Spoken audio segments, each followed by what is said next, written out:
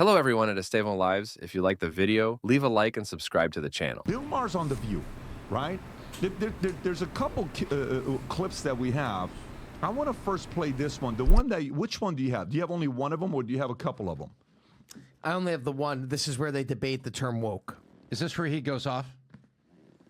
How long is this one here, Rob? It's 5 minutes, but we can stop it. They get right into it right off the bat. Okay, go for it. Play the clip. Well, I had a different question, but it struck me that in the first segment you used the term woke, and you said that woke is what was sort of ruining everything. And I know that you're no, I didn't say ruining everything. I said that's why Trump could get reelected. That's why Trump could get reelected. Yeah. So the term woke has been, in my view, co-opted by the right and weaponized and bastardized. And so I was surprised to hear you use the term, because historically, as you know, because I think you're quite brilliant, that woke is a word used by the black community to note that we must be aware of social injustices. But words migrate. So why is that a bad thing? It's not a bad thing, and originally that was absolutely a great thing. Alert to injustice. Who's not for that? But words do migrate. Now, I'll use any term you want. Okay. Because maybe that is a word that's triggering, and so let's not use that word. I don't know, want to call it the super far left? But don't tell me the left or maybe the super far right.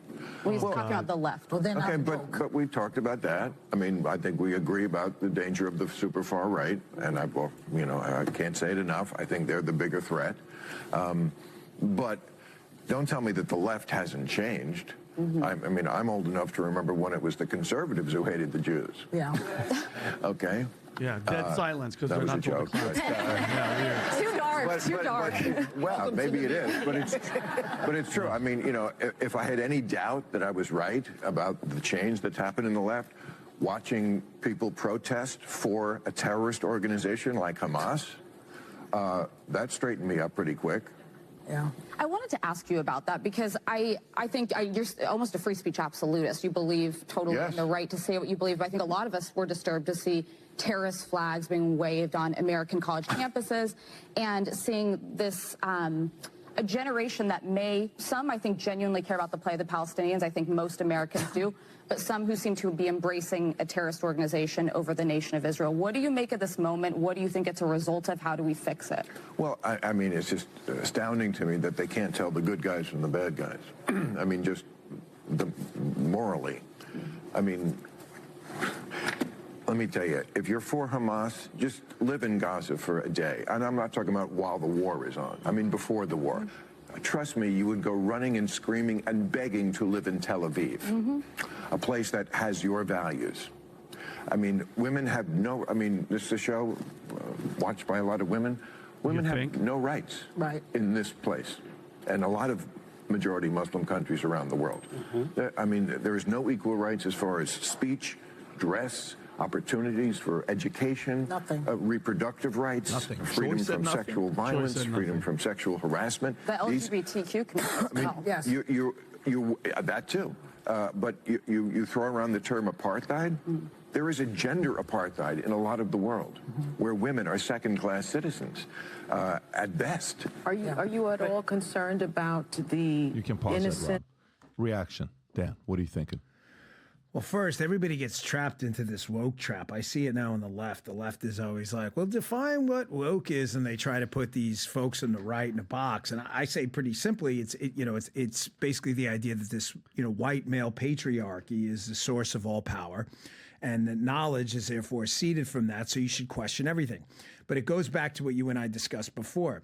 There's a reason they do that, and the left needs a reason to challenge. I completely agree with Bongino's analysis, as I clearly see how this ideology, which supposedly emerged to promote social justice, has become an instrument of division and control. When Maher criticized woke culture on The View, he exposed a real problem. Instead of encouraging effort and individual responsibility, this discourse has created an environment where people are taught to see themselves as victims, regardless of their personal achievement. Anything objective that challenges their worldview. You will get all of your values from the government. So anything you know to be true, if you're a man of faith, that there's a God, that a man's a woman, that there should be a father and mother at home, things you know by nature to be true, the left challenges it. So they make up this lie that there's this white male patriarchy, which is this kind of amorphous blob. And this patriarchy is the source of power. And knowledge is a construct of that. So any knowledge you have, like 2 + 2 = 4, is to be challenged because it came from this patriarchy. And that's why you get things like the war on math. This, again, none of this stuff is accidental. So when he's talking about woke and the evolution of woke, he's not kidding, because the liberals have this problem now. The liberals never get you to vote for them, okay? They don't. Just look at their kid. Nobody runs on liberalism. No one. I mean on hardcore liberals. I'm not talking about Democratic stuff. Nobody runs on like, hey man, cops are really terrible. They don't put that on the campaign sign. They believe it, the far left. Sure. Right? Nobody runs on like a government bureaucrat should tell you when to get your heart cracked open. And nobody runs on, I want 90% tax rates. They don't. Matter of fact, when Bernie Sanders tried to run on it, that's how we got Joe Biden, because they wanted to get rid of him. So what do? The left doesn't get you to vote for them. They get you to vote against the other guy. Yes. So that's why the racist cudgel's been so valuable to them for so long. Don't vote for Dan Bongino, Vincent, or Tom, or anyone else. You guys are all racist. And it worked. Yep. The problem now is the democratization of media. People see through the bullshit. They can just go to Twitter or Truth or anywhere else and see videos of us talking. They're like, that guy don't sound racist to me. Matter of fact, he's talking about courting the black vote. So what Bill Maher's getting at, to sum this thing up, is he's like, woke has evolved because the liberals had to create new victims that aren't there. If you're a young black man in America today, could you encounter racism? Of course. Is the likelihood of it compared to, say, the 50s? It's geometrically lower. I mean, it's not even close. So what do? They got to keep telling you, no, everybody hates you, especially those conservatives. And that's what he's talking. That's why the woke left has gone crazy. He's not wrong. Oh, and by the way, one of, hands down, and I'm being dead serious, one of the worst shows ever in the history that it's even running this long is The View. Even Sunny Hostin, you know the girl that's sitting on the right, she was on a show recently. It was on PBS. Have you seen the show, Dan? It's called Finding Your Roots. And this girl is all for reparations. Just like you said, Dan, everybody's freaking racist. Turns out she found out from the show that her family owned slaves. And she's an advocate of the reparations, stuff like that. So I think she should practice what she preaches. She should give reparations as well. You have the video. Rob, I sent you that video on Slack. And while he's looking for that one, and Dan, you'll get a kick out of this one. Is this it? No, this is Angela Davis. I'll let him play the blood. Sunny one out. This is Angela Davis, civil rights activist, former Black Panther. She discovers on this show that her ancestors were white colonists who arrived in America on the Mayflower, and guess what? They owned slaves. Play this, please. So, any idea what you're looking at? That is a list of the passengers on the Mayflower. No, I can't believe this. No. Oh, yeah. My ancestors did not come here on the Mayflower. Your ancestors came on the Mayflower. No. You are descended from one of the 101 people who sailed on the Mayflower. Ooh, yeah, that hurts, huh? That's a little bit too much to deal with right now. Did you ever, in your wildest dreams, think that you may have descended from people who laid Never. the foundation Never. for this country? Never. So that means reparations will never go to her. Because somebody on Twitter said she's an openly Marxist professor at the University of California. She found out, that they're white racist colonizers. She's been teaching against them her entire life. Not that, like, she's a descendant of a slave owner, so she should owe reparations too. Do you have the video of Sunny Hostin? I'm looking for it right now. I just sent it to you on Slack. I knew Sunny, man, at CNN. Like, we spent time in green rooms. She wasn't, like, always this crazy. But I think the thing about The View, where you're right, what bothers me about The View is not that they're left. Like, Bill Maher's left. He's got a successful show. Sometimes he says crazy shit. Sometimes he doesn't. The thing that irks me about The View, not to get away from the reparations thing, but what irks me about The View is they're just dumb. Like, they say dumb things. I'm like, Joy Behar is really like a clinical moron. Alyssa Farah is like a fake conservative. She's just looking to like, she's just looking for clout or whatever. Yeah, they need that position. They have to have somebody. Sonny, who's supposed to be a lawyer, who makes so many I've been on the air 10 years. Yeah. I've had to make like 2 corrections on minor stuff. And one was a chart I didn't even know was on the screen on my damn show. Someone threw it in after in production. Yeah. Sonny says she has to come out and correct stuff all the time. These people are idiots. And just on that reparations clip, though, with Angela Davis, think about it. This is what happens when you compartmentalize people into boxes that don't exist. I love it. Race is a marginal thing. Mm-hmm. Who's black? There's no black gene. There's no white gene. It's a marginal thing. And when you treat people like black white guy bad. Yeah. And then you find out like, oh man, the white guy, listen, I took a 23andMe. I was kind of surprised, you know. I really, Yeah. you don't. This is insane. Good, bad. I thought the whole idea was supposed to be this melting pot, like we're human beings, and this is what happens. Oh look, you're on the Mayflower. What? Yeah. No. Oh my gosh. Oh, what am I going to do? Pay myself reparations? Yeah, It's exactly. insane. And Pat, can we see this one? This is a very, very short Go one. for it. This is Sunny Hostin finding out her family owned slaves. Wow.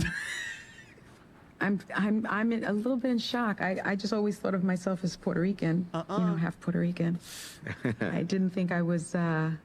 I never My saw family this. was originally from Spain and slaveholders.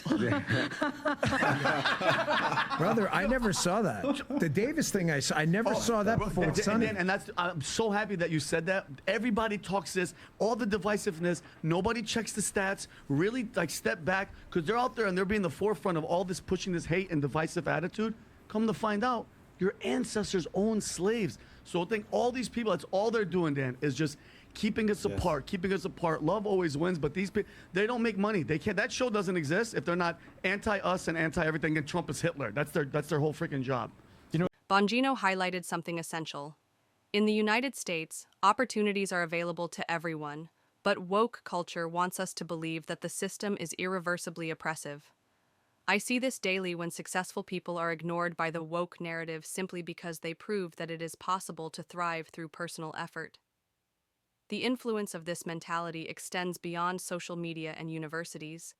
It has spread to the workforce and even to large corporations. Bet-David mentioned how some companies adopt woke rhetoric just to avoid backlash, even if it alienates consumers. I agree that this is a self-defeating move. When brands succumb to political pressure and ignore their target audience, they end up losing credibility and market share. Another crucial point raised by Bongino is the impact on free speech. Anyone who questions woke culture is immediately labeled prejudiced, preventing productive debates. I have often seen reasonable criticisms being silenced to avoid offending certain groups, which ultimately creates a society where people are afraid to express divergent opinions. Youth is also being deeply affected. Bongino argues that many young people are being conditioned to see the world solely through the lens of oppression. I agree that this is a recipe for failure, as it creates a generation that feels incapable of overcoming challenges, preferring to blame others for their difficulties instead of seeking personal growth. In conclusion, I see Maher's statement on The View as a reflection of a broader shift. Even traditional liberals are recognizing the damage of woke culture. As Bongino and Bet-David point out, the path to a better society is to restore the value of individual effort, meritocracy, and free speech. We need to reject this victimhood mentality and focus on real solutions to social problems.